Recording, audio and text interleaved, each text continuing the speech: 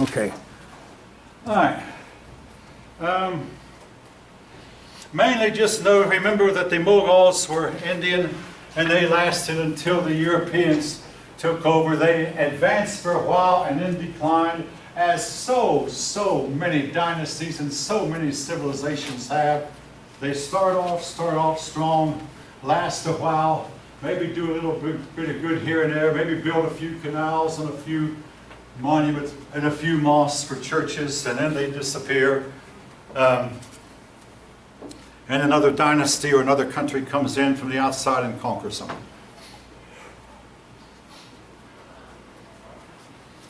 All right, China.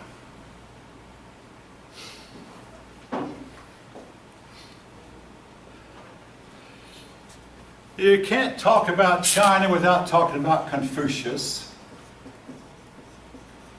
Confucian principles were to dominate China until the communists took over in 1949, the year I was born. 70 years ago, the communists took over. And communist principles were to reign for many years, but then when communism didn't work, China is slowly, at least a lot of Chinese, are going back to Confucian principles again. But Confucius emphasized the practical. I mean, I will have more to say about Confucius a little bit, but one thing they'll always introduce about China. Yes? There's actually an I in Confucius. What's that? There's an I in Confucius. C-O-N-F-U-C. Thank you. Thank you. Now, one thing I emphasize about China. China was the one country in the world that almost did a country that really should have, you might say should have done. Almost did what? Almost burst out of their seams and overspread the globe. They invented things that should have put them at the top of humanity, but it didn't. All right, what did they invent? Well, they invented gunpowder, for one. They invented the rudder that could turn a ship. They invented the sails, like movable sails. Now, if you know anything about sailboating, if you can't move the sails, you don't really have a good sailboat. Because you can only get one from like one direction. That's it. You control. You know, never mind which way the wind blows. You can make a sailboat go where you want to. You might. Well, what if the wind is blowing north and you want to go north? What? You angle. You zigzag. You just angle, and if you know what I'm talking about yet? Yeah. Yeah. Or I mean, the wind can be blowing this way, and if you want to go this way, you just angle your sail, and you can go against the wind. You can go with the wind at your side. You can go with the wind behind. Of course, obviously, you go with the wind behind you. The Chinese invented it. The Chinese, well, they invented porcelains. Porcelain is not just a dish item, but porcelains are used in the electronic capacitors. Again, if you know anything, maybe you don't have any idea what a capacitor is, but porcelain is some of the best dielectric material to put in a capacitor to make your electronic equipment work better than it otherwise would. So they had porcelains, and let's see, what else? Oh, they invented steel. Steel is a mixture of iron and mostly magnesium, but again, depending on what kind of steel, it depends on what you put into it. We know a lot more about metallurgy than we once did, but they invented steel. Well, something else that they invented, paper money. They invented banks. Why is that important? Without banks, folk, you can forget about having airplanes and airplane factories. I mean, I worked in an airplane factory for 27 years, Lockheed Martin. If Lockheed Martin would have had to pay us all in gold and silver coins, I shudder to think what the... Instead, when Lockheed Martin paid us, we saw it on our bank account when we bought up on our computers, and there the money appeared the day before payday. Now, at first, it's called direct deposit. Hopefully, all of you know what I'm talking about. Yeah. At first, when I first heard it, the form would hand our paycheck to us, and then we'd go out and cash it. But you notice I said paycheck. What if he'd have handed us gold and silver coin? Oh, no. I shudder to think about it. Again, banks. Without banks, you cannot have a complex economy. The Chinese invented the bank. They invented paper. Without paper money, you can't have a complex economy. Simply can't. Most of you will probably buy a car and finance it through the bank, and nothing, or loanings. There's nothing wrong with that. We all do it. Most of us do it. And you agree, you sign a note that I agree to pay $450 a month, you know, for this car until for maybe 72 months or whatever. Maybe if you feel comfortable, you'll pay it for 48 months. Now, when I went, I mean, my daughter didn't have enough credit to buy a car, so I went with her and I co-signed. I mean, you know, she put her name down, I put my name underneath it, promising that if she didn't pay, I'd pay. She went in debt $14,000 for a new car, and oh, that seemed like so much. And she went home that night and didn't sleep at all. That's been 5 years ago. In less than 4 years, the car was paid for, and I didn't pay a thin dime on it. And the car still runs almost like it did when new. It was a Chevy Spark, but again, finance. Now, how would she have bought that car without a bank? The answer is she wouldn't have unless she had a rich uncle, which she doesn't have, who'd have loaned her the money, and rich uncles generally don't loan that kind of money to young kids who are under 30 years old. Sorry about that, I'm so old, anyone under 30 looks like a kid to me. My apologies if that offends you. Anyway, when you'll get, hopefully you all get there yourself. You know, I mean, I once sat in your seat, but today I'm the old man. Anyway, I'll leave that. All right. Now, they invented banking. They invented the printing press. Without the printing press, okay, I'll tell you something about, now this is no secret how airplanes are put together. They're put together by manuals. Now, eventually the workers memorize the parts, but they're put together through blueprints. So you go to the crib and check out a blueprint, and the blueprint says, get such and such a part. So you go to the crib and check it out, and you start putting them together, according to your training, that is.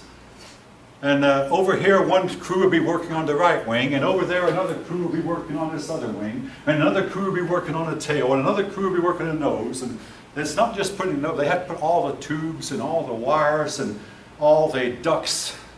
I mean, you know, and all the plumbing. That's the duct, D-U-C-T. Ducting is a little bit different from tubing. Ducting is bigger. But airplanes have a lot of ducting in them. And you have to put all this stuff that's got to go into the building of the plane. And eventually they get the plane together, but they do it through paperwork. Without the printing press, folks, this would be just about impossible. Marconi invented the wireless radio because he read an article where somebody had made sparks fly through the air. Why did the man finish his job? Why, if he can send sparks, he can send messages. So Marconi copied it and made a transmitter, radio transmitter, and then he made a receiver, and he was able to transmit, and eventually he was able to transmit messages across the Atlantic Ocean. Again, because somebody had put together something that he read. All right, the point I'm trying to make is the Chinese could have made all this progress, but they didn't. They stopped. Now, some years ago, I was teaching a Friday class, and I hung around and talked to a young man for more than an hour. Oh, this young man was really, really disturbed because he was so upset that Christians had opposed science. I said, well, you think the Christians are bad. I want to tell you there's people who are worse. In China, Chinese philosophers completely stopped the progress of the Chinese. They convinced the emperors that banking led to greed, that paper money led to greed, and that therefore the emperor should close all the banks and burn all the paper money, without realizing the serious effect that this would have on quelching the progress of China. The Chinese philosopher also said these big ships are there, they need to be allowed to rot or sunk because we don't need this trade. We have everything we need right here. So the Chinese emperors listened to their philosophers. With Islam, I said it was worse than that. Inevitably, here's what happened to Islam's science. Not only did the Turks come in and stop it, but inevitably science tends to come into conflict with theology. This is true among Christians, it's true among the Chinese, it's true among... It didn't in the ancient world. I mean, that's a subject by itself. Ancient scientists and ancient theologians had no conflict. But, in the case of Islam, Islam teaches that the earth is only 6,000 years old. Science says it's millions of years old. Now, Again, each of you can make up your mind for yourself. I will personally side with Islam on that issue. But then, Islam teaches that a man went to the end of the earth. And when he went at the end, he saw the sun go down over the edge of the earth.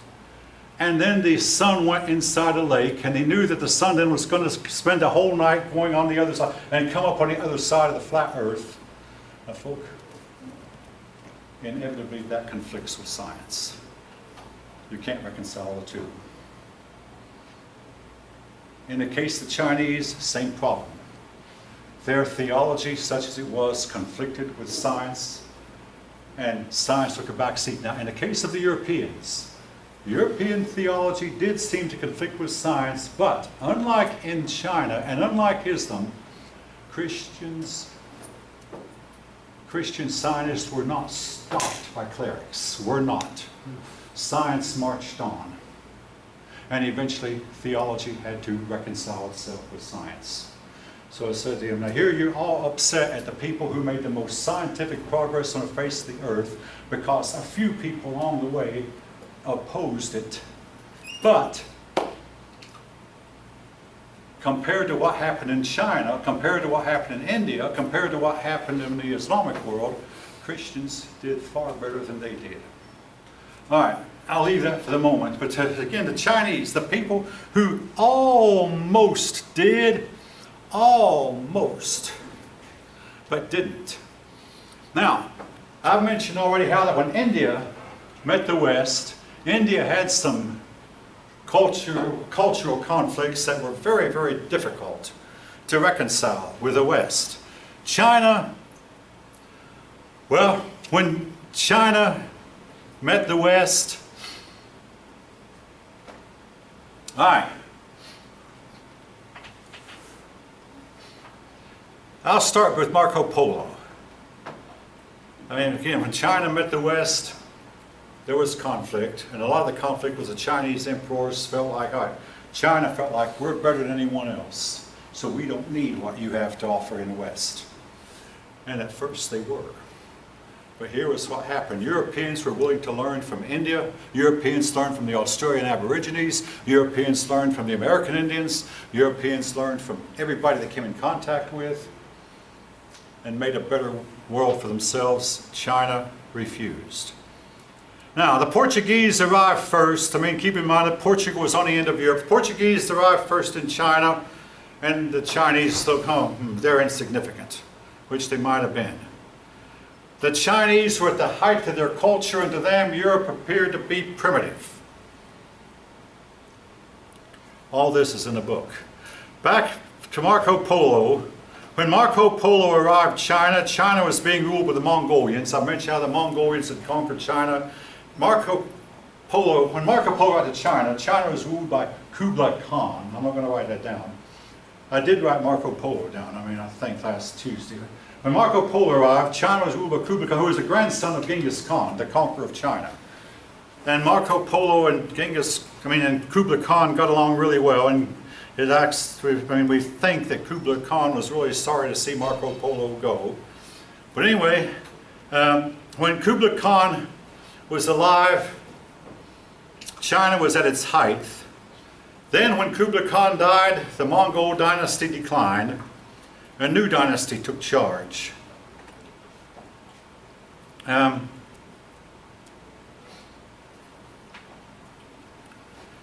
began to build a merchant fleet, which I've already told you how this merchant fleet was eventually allowed to rot. Chinese ships went to India, but never went to Europe. Somehow or another, now we believe that way back yonder somewhere, Chinese cartographers or map makers traveled all over the world. They had maps the whole world, but the Chinese just simply were not that interested in traveling the world. However, we do know that before Columbus, some Chinese sailors went all the way to California. However, they did not settle in California. They found some fertile land. Now, my one daughter pointed out to me what should be obvious to you. From China to California is 10,000 miles. From eastern North America to Europe is only 4,000 miles. less than half the distance. So for the Chinese to go all the way to, that was a big distance. Now, at first the Chinese were not interested. I mean, they went to California, they met the American Indians, but they did not try to take over, they did not take charge, and in fact, to make a long story short, they quit going.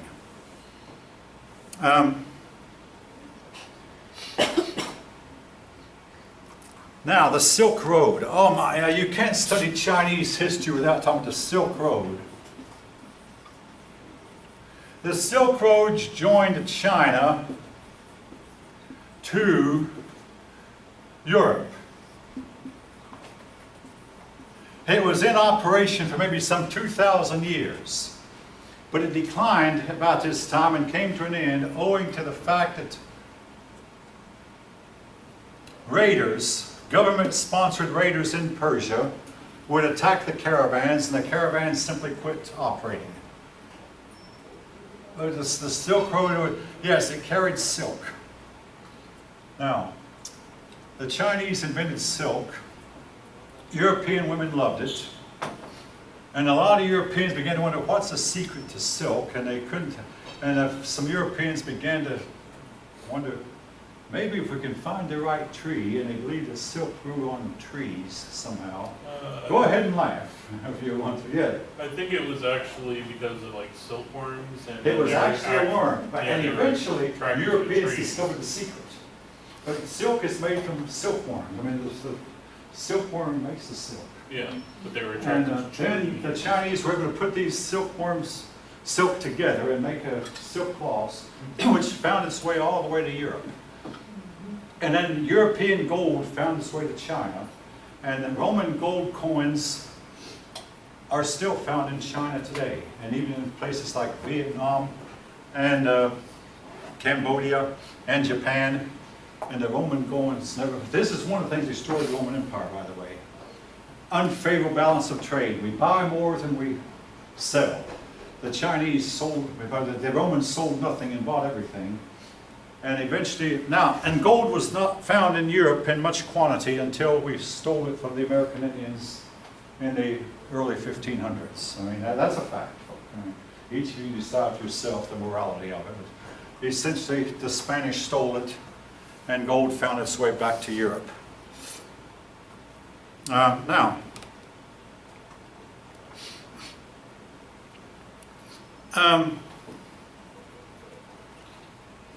more important, though, than the trade in goods was trade of ideas. Christianity was introduced to China, most notably by the Catholic Jesuits. Christianity has never made much headway in China. The Jesuits tried to show the Chinese that Christianity and Confucianism had a lot in common. The Chinese have generally, throughout their history, the Chinese have not adopted a foreign religion until 1949 when they adopted communism. And you might say, well, communism is not a religion, call it what you will, but communism was a foreign idea. The Chinese were impressed with Europeans, and Europeans were impressed with the Chinese. Now, all right, folk, I'm going to get to another hot topic again. A lot of persons who have studied Chinese history believe that the Chinese dynasties rose and fell with the climate.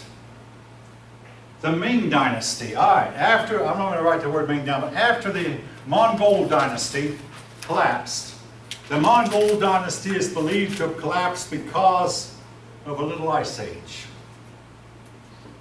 The same ice age that brought the Black Death to Europe.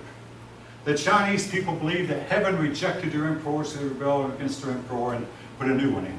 The new emperor would take over with a dynasty, and that they would prosper, and they would prosper not so much because heaven accepted it, but because the climate was warming. But then the Ming Dynasty, we experienced a little ice age in the late 1600s that killed millions of Chinese, killed at least 2 million people in India, and multiplied millions of people in Europe. And the Ming Dynasty came to an end, again because of ice age. Now, Again now, folk. Last semester, when I taught, the students wrote that they were trying to prove global warming. 2016 was the hottest year on record. All right, what does that mean about 2017, folk? It was not as hot as 2016. What about 2018? Are we rounding the curve? I don't know. And going back down. It has been more than 350 years since we had an ice age. Due to processes that's going on in the sun. It's what some of us now believe causes it. And all of man's carbon emissions have absolutely nothing to do with it. Donald Trump believes that. Well, now, you might say, oh, 97% of scientists. Oh, that's politics. That's not science. That's politics. I mean, for 1,800 years, people believed in Ptolemy's universe. Ptolemy said the Earth is a similar universe and the sun goes around the Earth every day. And for 1,800 years, this was accepted by nearly everyone. Was it right? The majority believed it. If the majority believed it, then why question it? Now, I want to ask you something, folks. I should have asked this before I started this part of the lecture. When does a matter of scientific inquiry become so proven that you never question it anymore? Or this is proven, nobody should. When does this happen in science? One word will do for an answer, but when does this, anybody know? When do you have a scientific matter that's so utterly proven that nobody should ever question it? Anybody know? When does this happen, folks? Somebody should know that. Well, anybody want to venture a guess? When it's actually proven, I've had more than one student answer that. Never. It never occurs. Now, folks, in case of legal, I mean law, you do with human beings, there's such a thing as case closed. Where you think, well, we've tried this case and the case is closed. In scientific inquiry, there's never such a thing as case closed. I hope you all remember that. It never happens. Never. And I mean, we were taught this in junior high school. And again, legal and law matters. There's such a thing as, if you haven't, oh yeah, double jeopardy in law. If you haven't proven your case the first time, you don't get a second chance. In science, there's no such thing as double jeopardy. If you don't prove it the first time, you can try again, you can try again, you can try again, and again and again. But there's no such thing, just like there's no such thing as case closed. A matter of scientific inquiry is never a closed issue. All right, anyway. Ming Dynasty came, and again, the Chinese based their history on dynasties. There was this dynasty, there was that dynasty, there was a Tang dynasty, and it seems like the dynasties might have gone up and down, you might say, with the sun. A lot of people are wondering about that. All right. Anyway, the Ming fell down. Cooler temperatures. Again, your book talks about the Little Ice Age, the same Little Ice Age that cooled down Europe. This is the same Little Ice Age that cooled down China. An epidemic hit China and greatly reduced its population. Then came from outsiders, the Manchu. The Manchu were barbaric people. All right, now I've got another question I'd like to ask you. When you have a civilization surrounded by a bunch of uncivilized people, inevitably the civilized clash with the uncivilized. Which side usually wins? Now, not always, but which side usually wins when the civilized clash? I answered that a few minutes earlier. The uncivilized. Now, the exception was when the Europeans came over and clashed with the American Indians. The uncivilized usually win. That's just like in the case of when the Mongolians, who was half, almost uncivilized, conquered Because of the China. lacking morals, or? All right. In a lot of cases, it's because your uncivilized women tend to have more babies than your civilized women. In a lot of cases, that's a lot of odds.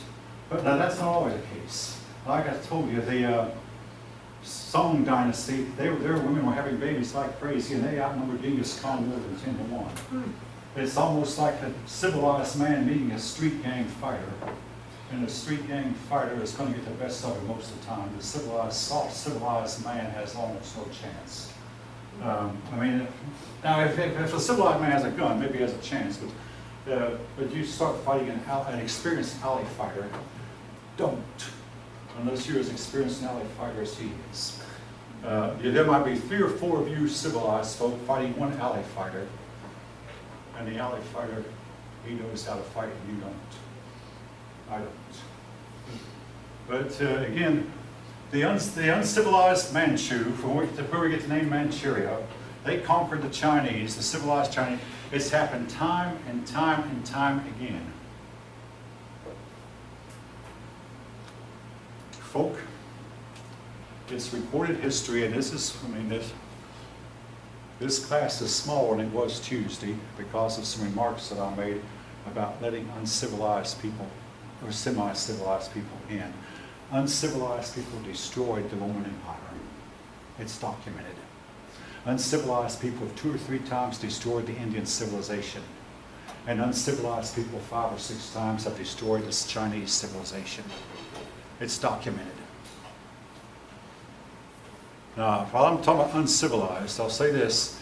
Emperor Hadrian built a wall between Scotland and Great Britain to keep my own uncivilized ancestors, now I'm talking about myself here, out of England.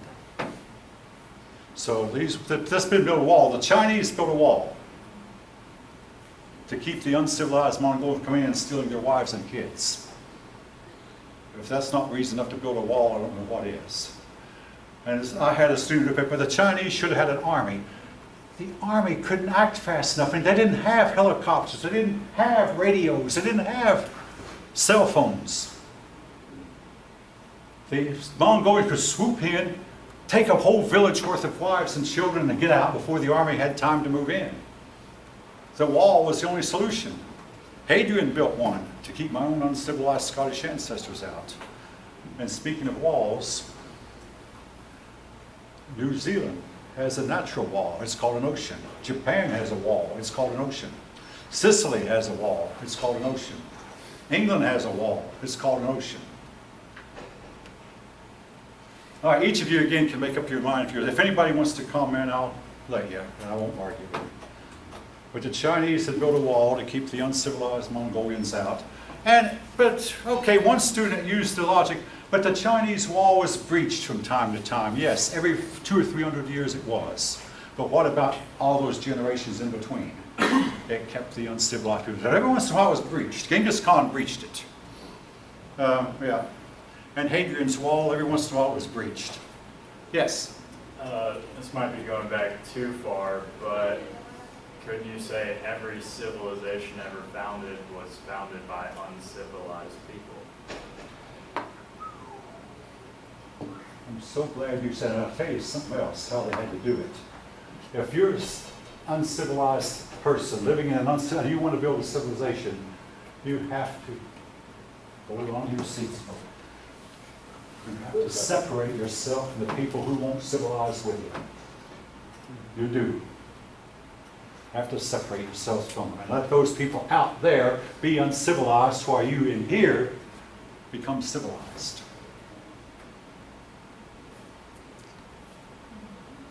So the uncivilized became civilized. Civilizations, people, but they had to do it by separating themselves from people who did not want to civilize.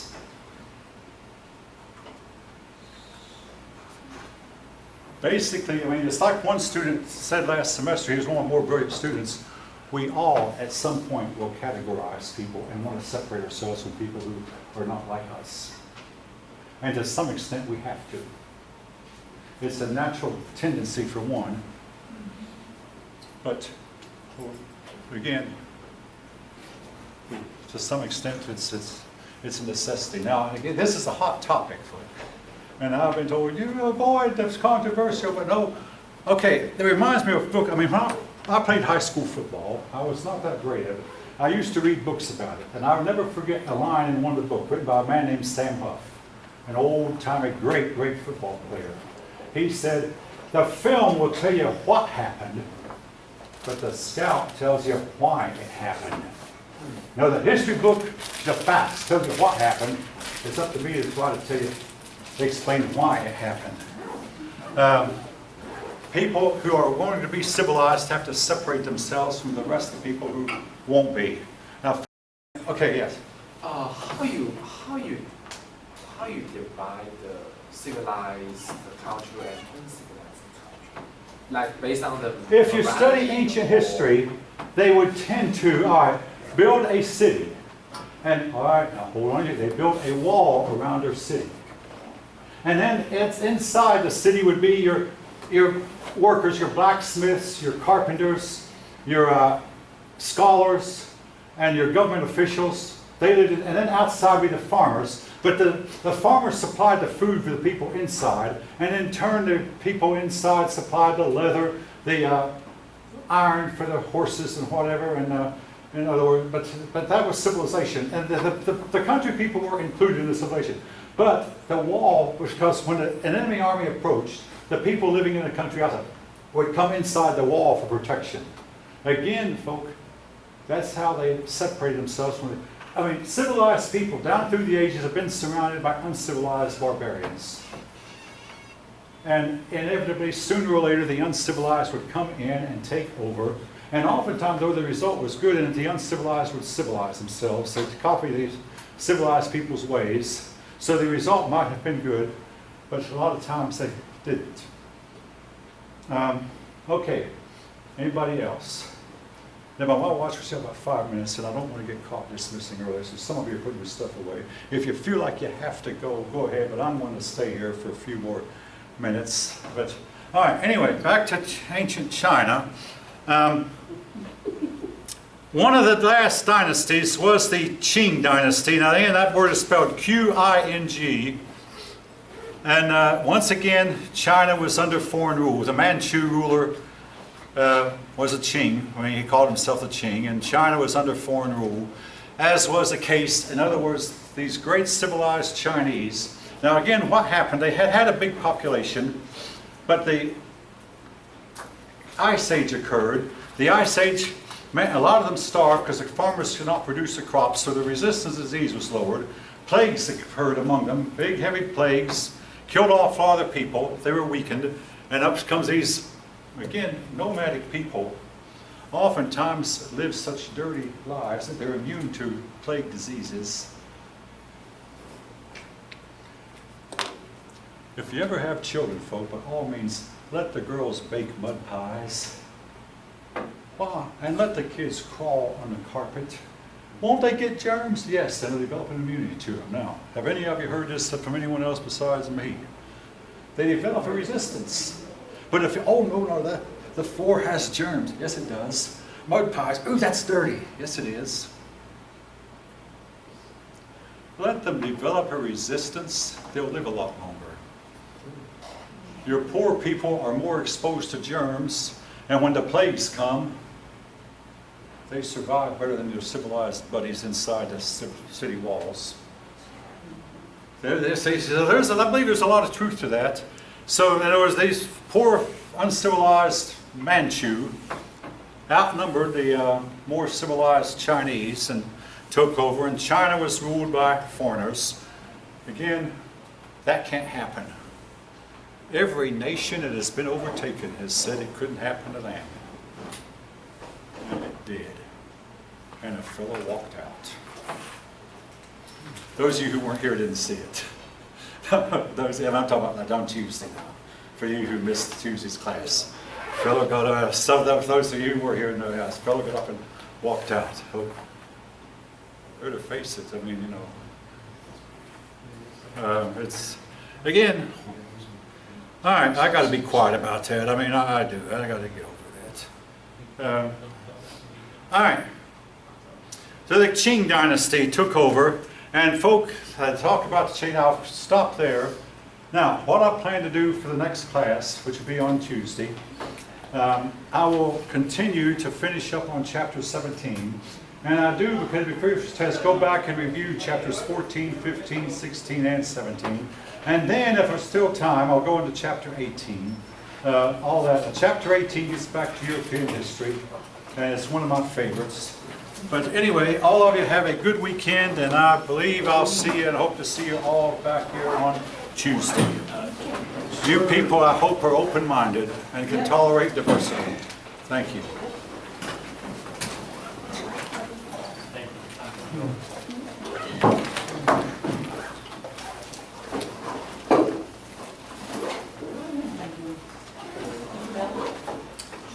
I have family there, that's where I want to go. I